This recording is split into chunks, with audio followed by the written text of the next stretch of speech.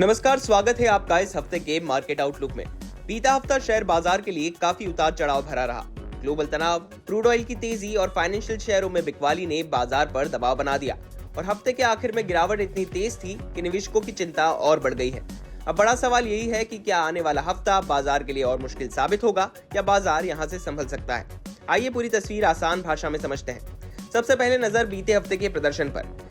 Nifty 24,450.45 पर बंद हुआ, यानी पूरे हफ्ते में 728 अंकों या करीब 2.9% की गिरावट।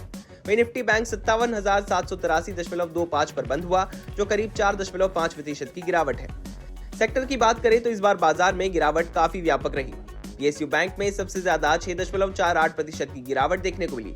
इसके बाद रियल्टी 4.94% टूटा, फाइनेंस 4.37% गिरा और मीडिया सेक्टर में 4.35% की कमजोरी रही।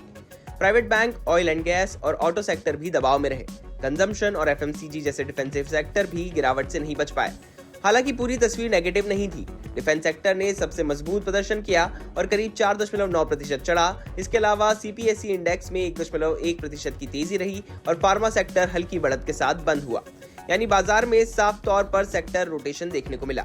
अब नजर डालते हैं निफ्टी के शेयरों पर। हफ्ते के दौरान भारत इलेक्ट्रॉनिक्स करीब 5.3% चढ़ा और टॉप गेनर रहा। इसके अलावा हिंडलको, सन फार्मा, कोल इंडिया और डॉक्टर रेड्डीज ने भी हफ्ता मजबूती के साथ खत्म किया। वहीं दूसरी तरफ इंडिगो में सबसे बड़ी गिरावट रही और शेयर करीब 8.7% टूटा। L&T, Shriram finance, HDFC life और टाटा स्टील जैसे बड़े शेयरों में भी भारी दबाव देखने को मिला। अब बात करते हैं मिड कैप स्पेस की, जहां तस्वीर काफी दिलचस्प रही। सोलर इंडस्ट्रीज करीब 12% चढ़ा और मिड कैप गेनर्स में सबसे आगे रहा। इसके अलावा मजगांव डॉक, नालको, जेडब्ल्यूएल और यूनाइटेड ब्रूअरीज जैसे शेयरों में भी अच्छी तेजी देखने को मिली। लेकिन दूसरी तरफ नेटवेब करीब 16% गिरा, एमजीएल करीब 14% टूटा और फोर्स मोटर्स, रेडिंगटन और एजीस वोबाक जैसे शेयरों में भी डबल डिजिट गिरावट देखने को मिली। कुल मिलाकर हफ्ते का संदेश साफ था, बाजार में कमजोरी तो थी लेकिन चुनिंदा सेक्टरों में खरीदारी जारी रही। अब सवाल बाजार पर दबाव क्यों था? इसकी सबसे बड़ी वजह है क्रूड ऑयल की तेजी और मिडिल ईस्ट का तनाव। इस हफ्ते ब्रेंट क्रूड 4 साल की ऊंचाई पर पहुंच गया है और कीमत $92.6 प्रति बैरल के पार निकल गई है। सिर्फ एक हफ्ते में क्रूड करीब 27% उछल गया है और अगर पूरे साल की बात करें तो 2026 में अब तक क्रूड की कीमत 55% से ज्यादा बढ़ चुकी है। इस तेजी की वजह है मिडिल ईस्ट में बढ़ता युद्ध और तेल सप्लाई पर खतरा। कुवैत, यूएई, सऊदी अरब, इराक और कतर जैसे बड़े तेल उत्पादक देशों ने तेल और गैस उत्पादन का कुछ हिस्सा बंद कर दिया है। ऊपर से कतर की एलएनजी सप्लाई का करीब 20% हिस्सा भी प्रभावित हुआ है। एक और बड़ी चिंता ये है कि अगर तेल और गैस के प्लांट बंद हो जाते हैं तो उन्हें दोबारा शुरू करने में 15 से 30 दिन का समय लग सकता है, यानी सप्लाई तुरंत सामान्य होने की उम्मीद कम है। इसी वजह से कई एक्सपर्ट्स मान रहे हैं कि क्रूड ऑयल जल्द ही $100 प्रति बैरल के आसपास पहुंच सकता है। अब ये जान लेते हैं कि इसका भारत के बाजार पर क्या असर होगा। भारत दुनिया के सबसे बड़े तेल आयातकों में से एक है, इसलिए जब तेल महंगा होता है तो उसका असर सीधे अर्थव्यवस्था पर पड़ता है। पहला असर पड़ता है महंगाई पर, दूसरा असर पड़ता है रुपये पर और तीसरा असर आता है शेयर बाजार पर। महंगे तेल से कंपनियों की लागत बढ़ती है और निवेशकों का भरोसा कमजोर पड़ता है।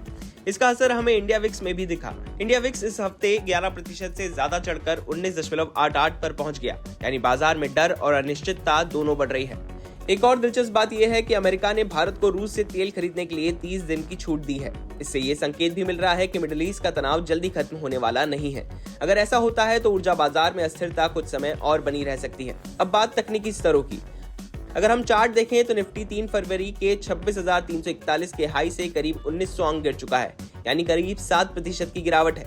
फिलहाल बाजार की कोशिश है कि 24,300 का स्तर बचा रहे। अगर ये सपोर्ट टूटता है तो निफ्टी 24,000 के नीचे भी जा सकता है।